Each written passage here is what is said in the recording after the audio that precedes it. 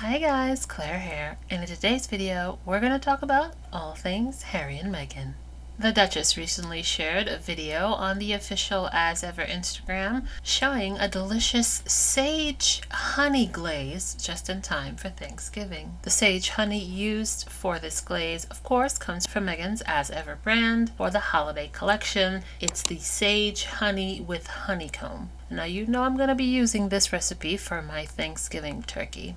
If you're interested in the recipe, you can pause to read or check it out, of course, on As Ever. The new trailer for With Love Meghan's holiday celebration was released today on November 19th. The special is set to premiere on Netflix on December 3rd and will feature appearances from some very surprising names. Some of the guests will include Prince Harry, and we saw a little video of them getting a little smooch in there, tennis champion Naomi Osaka, top celebrity chef, of course, Meghan's besties Kelly and Lindsay will also be there. It is so cute and so festive. Now, of course, they'll be focusing on hosting. The special is an expansion of the series With Love Meghan and will focus on tips and tricks for holiday hosting, including decking the halls, creating holiday treats, crafting heartfelt gifts, and lots of laughs. Of course, there's a As Ever tie-in. The special is tied into the holiday collection of Meghan's lifestyle brand, with the products like her candles and mulling spices will be appearing.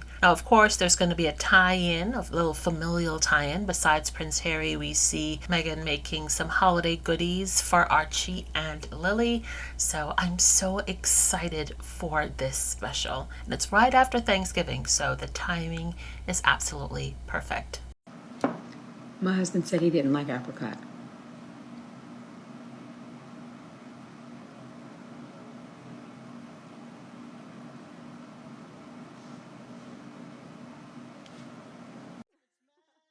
And just when I was finished digesting the trailer for With Love Meghan's holiday special, we saw that Meghan graced the cover of the December 2025, January 26 art issue of Harper's Bazaar. This isn't a standard celebrity cover, it's the art issue, which is one of Harper's Bazaar's most curated, sort of like high profile releases. And you can see that in the styling. It's clean and artistic more than glam. The article covers three big areas in Meghan's life: parenting, career, and of course, marriage. One of the main themes throughout the interview is embracing authenticity. She talks openly about making mistakes, learning from them, and allowing herself room to grow. Something, she says, she's become more comfortable with in her 40s. When it comes to parenting, Meghan reflects on the balance between giving the kids a grounded childhood while still having a very public life.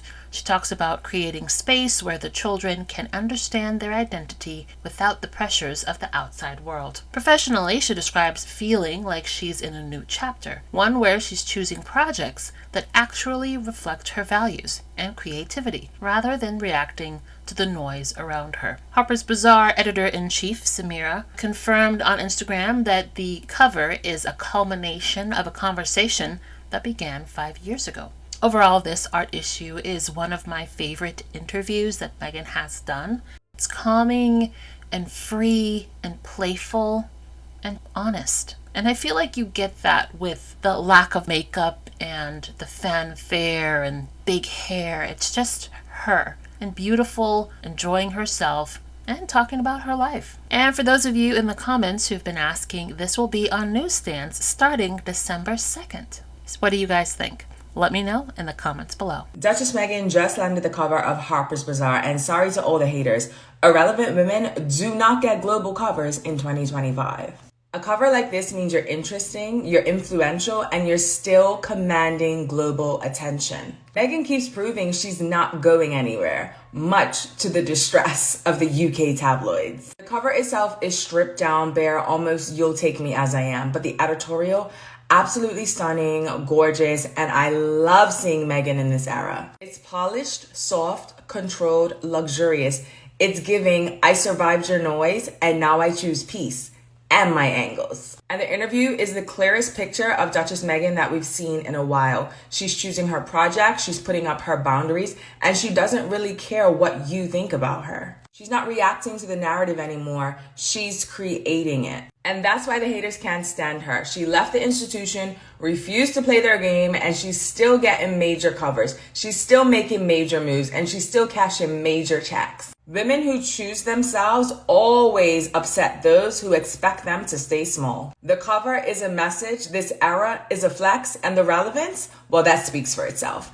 Okay, so Meghan, the Duchess of Sussex, is featured in the latest issue of Harper's Bazaar, and so I can assume you're probably not a Duchess, and I'm not one either, but let's do some digging to see if Meghan is like us.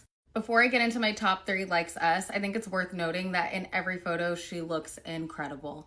You should definitely go read the article by Caitlin Greenwich. She did a great job interviewing Meghan and getting a story that felt interesting and fresh. First like us for me is being a millennial and referencing things from your childhood. Second like us, she's learning languages on Duolingo. In the interview, apparently at the Beverly Hills Hotel, they bring her a cappuccino that has like a photo on the top of it, and she snaps a photo of it. Relatable. And lastly, she owns her mistakes and learns from them. I love this quote that there's no such thing as perfect. I too get to make mistakes, and there's also not a lot of fun in trying to be perfect. So why try to do that if you want to have fun? Prioritizing fun over perfection, like us. When Meghan ran onto that beach and started writing 2025 in the sand in the beginning of this year, we had no idea what was in store for us. It was a hit. A chapter of joy, a year of so many projects.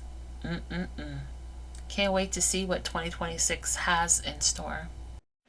Let's be brutally honest. If the monarchy were as stable, respected, and adored as its supporters claim, Meghan wouldn't be the center of their universe.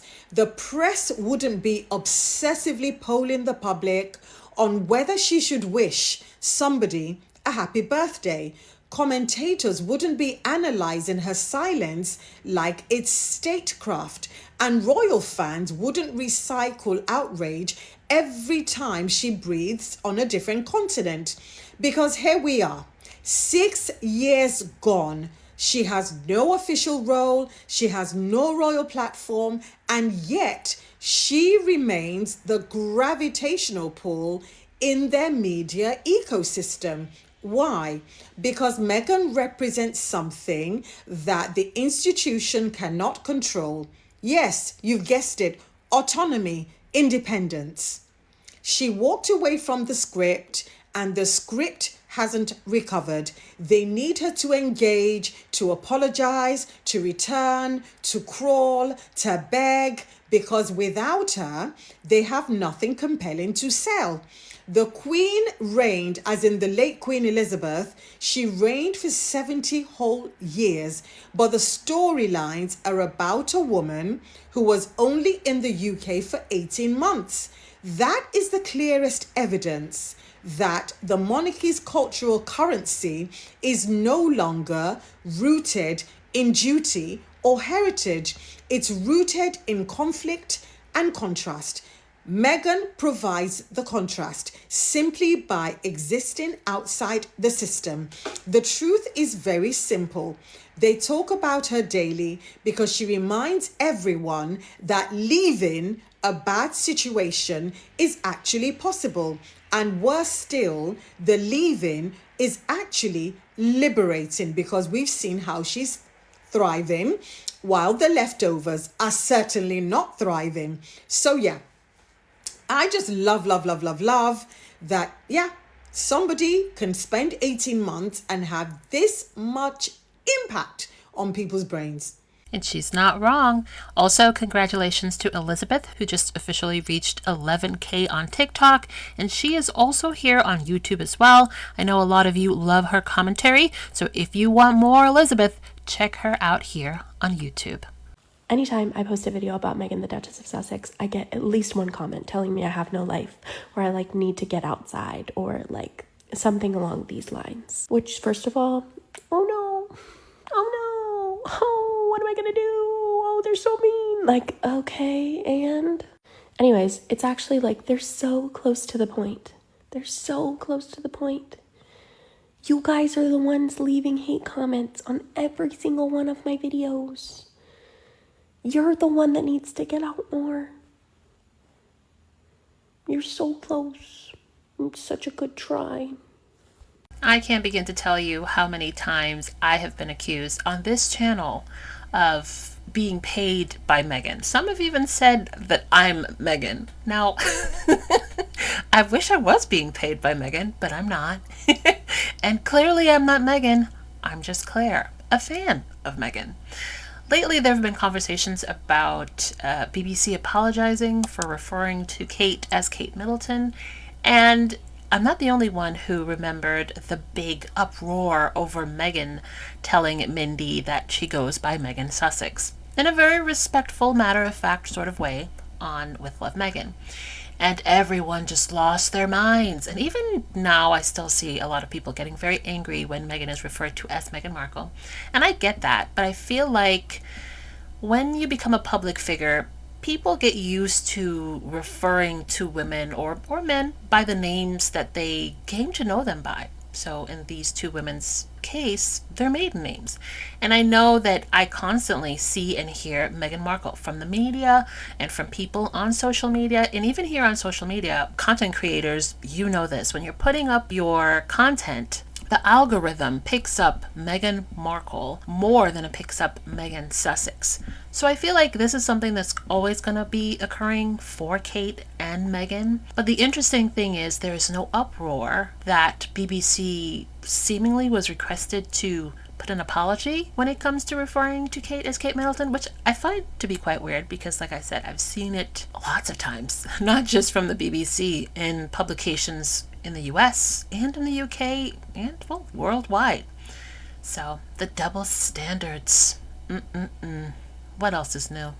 I can't believe Meghan, the Duchess of Sussex, corrected Mindy Kaling, telling her she is not Meghan Markle. But it's okay that seemingly Kate Middleton or someone from the palace had the BBC apologize for using Kate Middleton's name, which is Kate Middleton. Is there an uproar about that? Now, lately there was a little backlash online over William's Forest Lodge video. I saw the video come up on my timeline, but I really didn't pay much attention to it. After hearing Martin's commentary, or Ministry of Hacks, aka Martin, his commentary on it, I was like, yeah, that tracks. It sort of reminds me of the whole Photoshop gate, right? I feel like the more the palace and the Royal Rota attempt to paint almost everything that comes to William and Kate with this sort of fairy tale dusting, it comes off as a bit pretentious, a little bit like nauseatingly sweet. And also, you can see the cracks in a lot of these claims that they make because things usually are not what they seem. Like I said, think of that Photoshop gate. I still can't believe that William made Kate take the fall for that. I don't think that she took those photos or photoshopped it. But I suppose they thought that if people were sympathetic towards her in her time of illness, that, it'll make it a little bit better. Who knows? But yeah, they lie about a lot of little things. And that I don't understand, especially since I feel like the royal fandom pays attention to every single detail in a way that I don't think that other fandoms do. Or maybe they do and I just never pay attention.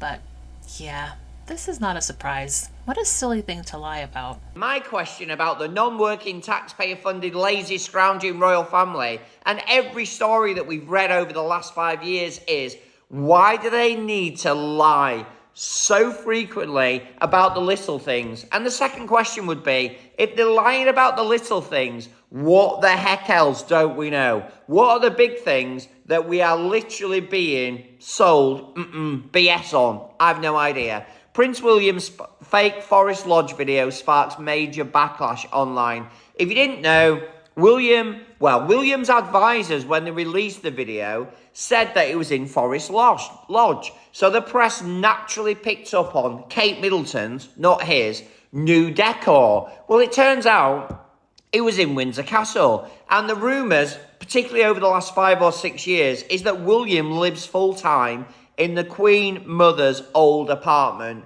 which is where he's literally stood now. He doesn't live with Kate at all. He hasn't for years. He's got his own place, and he lives his own single life, entertaining whoever he wants. Back to the point, Martin. The deception and the deflection are off the scale. This family's number one priority is staying on the gravy train. The priority is not to be truthful and not have any level of transparency. He's not wrong. Now, I do enjoy a little bit of talk of like celebrity real estate. I don't know, I find it interesting. And I recently saw a video talking about Harry and Meghan's beautiful, sprawling Montecito mansion. Whose life would you rather have? Prince William and Kate just moved into a new royal home, so I was laying in bed comparing their lifestyle versus Harry and Meghan. I'm going to break it down for you, and then you let me know. Whose life would you rather have? Prince William and Kate Middleton just moved to Forest Lodge in Windsor. It's very rural. It's giving royal luxury, but also sort of royal isolation. It's beautiful and expansive, like it's eye candy for days, the land. The house is known as Forest Lodge. It's an 8-bedroom Georgian style home dating back to the 1750s. It sits on 4,800 acres of parkland. It's a 10-minute drive to Windsor Castle and about an hour from London. So, marble fireplaces, classic Georgian symmetry. Surrounded by a tennis court, a paddock, a small lake. The vibe is quiet, elegant, super traditional. All right, now let's compare to that to Prince Harry and Meghan Markle, who live in Montecito, California. Montecito is in Santa Barbara County, and it's about 90 minutes from LA. It's coastal, it's ultra wealthy. The neighbors are like Oprah, Gwyneth Paltrow. It's known for its walkable villages, ocean air. This one has 9 bedrooms, 16 bathrooms, and is on 7.4 acres, which seems like a lot in California. It includes rose gardens, olive trees, a pool, tennis court, tea house, guest house, and the decor is definitely modern California luxury, neutral tones, natural light, ocean views. So the vibe would be like freedom, privacy, sunshine, much more relaxed. If I had to pick, if you were to give me one of them, I think about the royal residences and how just seemed dingy. They didn't seem modern. And I would definitely pick Montecito, Prince Harry and Meghan's lifestyle. Well, let me know what life you would pick in the comments. Now, you already know which lifestyle I'll be picking, or home as well. She's not wrong. I mean, some of those homes are a little, a little Frogmore included. So yeah, look at that beautiful house with the beautiful weather right by the beach. Come on now. Also, I do feel like the royal life seems to be a very torturous gilded cage where people with a little bit of personality and heart do not do well. You don't survive. Diana, Harry, Meghan. If there's one person I'm going to block every time I see her on any platform, any ad I see her in, I'm not supporting that company, it's Bethany Frankel. I can't stand that lady. Same, sis. Same. For some reason, on my timeline, I saw someone sharing a video snippet of Bethany talking about Meghan. Again! Why is she always talking about Meghan? I feel like whenever I hear Bethany Frankel, she's complaining about something or someone with Bravo, or she's talking about Meghan. She's talking about Meghan. She's talking about Meghan's business. She's talking about Meghan's ex-husband. She's talking about Meghan's husband. Oh my God, Bethany. That's so creepy. It's creepy. It's some sort of weird compulsion to talk about and examine every aspect of a woman who, as far as we've known, they have no sort of connection. They've never even met. They've never spoken. I don't get it. And she's right. Bethany Frankel and Paris, what is his name? Perez Hilton, I believe is his name. Yeah. Instantly block. I'm not interested. When they're talking about how Meghan snubbed Charles because she didn't wish him happy birthday on Instagram, first of all, this man is 77 years old and really should no longer be allowed to be snubbed by somebody. Is he not too old for that kind of behavior? And secondly, I don't remember this 77-year-old man wishing Meghan a happy birthday on her birthday. And I don't remember her getting all upset about it because she's not a little petty. And if this is just, in fact, the British media getting all riled up about how she didn't wish him happy birthday, then they're too. The thing is, why in the world would she wish this man a happy birthday after everything that has gone down between them? They want her to stay away and never come back, so why would she wish him a happy birthday? Also, if she did, everybody would be crying and screaming and throwing up about that too, because she would just want to be close to the king and use his clout or something stupid like that. She's damned if she does, she's damned if she doesn't. True. Also, we recently saw a photo of Prince Andrew, or Andrew Mountbatten Windsor, doing what he's been doing for the past couple of years, horseback riding. I can't. It's insane. The things that certain people with influence and money get away with. Crazy. On today's episode of What About It? I'm royally blue-blooded, and who cares if I don't have a title? I'm a prince. Oh, dearest reader, a prince no more, Andrew rides around Windsor in first appearance since being stripped of titles and kicked out of Royal Lodge. Readers, let us explain something to you. Andrew Mountbatten Windsor could give a flying fig if his big brother took away his titles. You know why? Because Andrew Mountbatten Windsor is a blue-blooded royal. His mama was the queen. His daddy was basically the king. For all goods and purposes. Andy, he don't care. He riding a royal horse. Good day.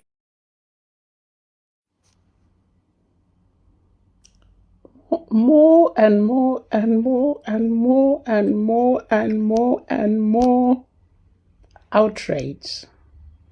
And Meghan, I need you to give me more and more and more and more and more and more and more and more of what you've been giving me. Because this is the latest Panic at the Disco now. So yesterday, everyone's upset about the roast dinner, the Christmas dinner, the cooking show, the special that you knew was coming, but everyone's upset. Now they're upset because you're a cover girl for Harper's Bazaar.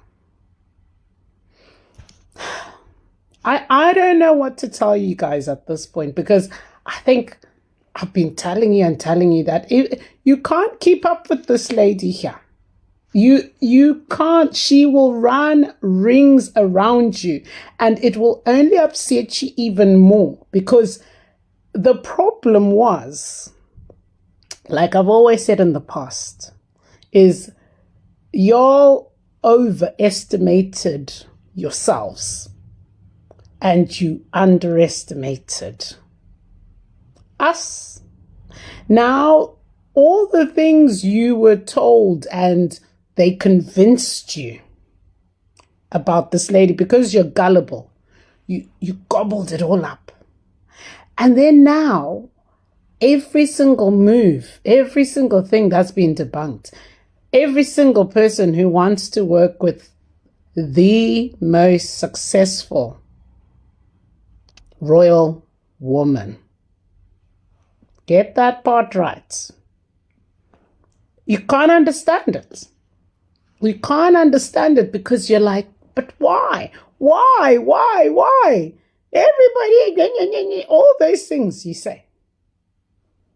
The numbers. We always come back to the numbers. Follow the numbers, because the numbers don't lie. You lie. and you lie to yourself, the numbers don't lie.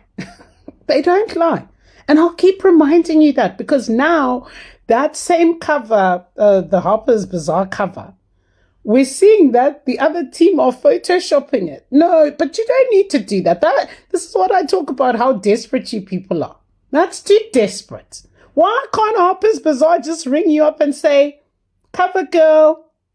Because they've done that with my team. That's why we're here.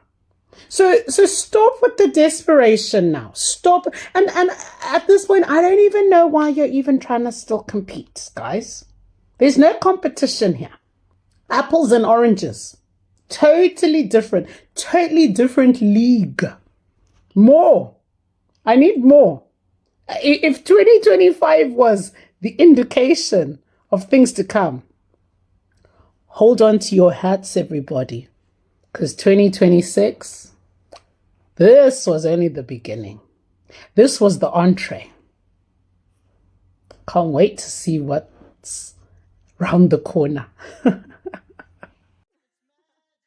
Tell me about Fergie's wild spending. I've heard many rumours about her going on holiday with 18 suitcases. Half of them are empty, so she can fill them with clothes on the way back. Some of them have just got coat hangers in, going to hotels and not paying the bill and leaving after a few days. Yeah, with 53 suitcases, one just for 53. Good grief. And she'd have 2 cars, one for the luggage and one for her, going to the airport. But you're absolutely right. I mean, she was shameless in just going to hotels and just expecting to get it for free and just leaving without paying. Her publisher said that when he did pay for some accommodation on one of her publicity trips at a very expensive hotel, and then found that she'd also given them the room service bill, which was higher than actually the cost of the accommodation.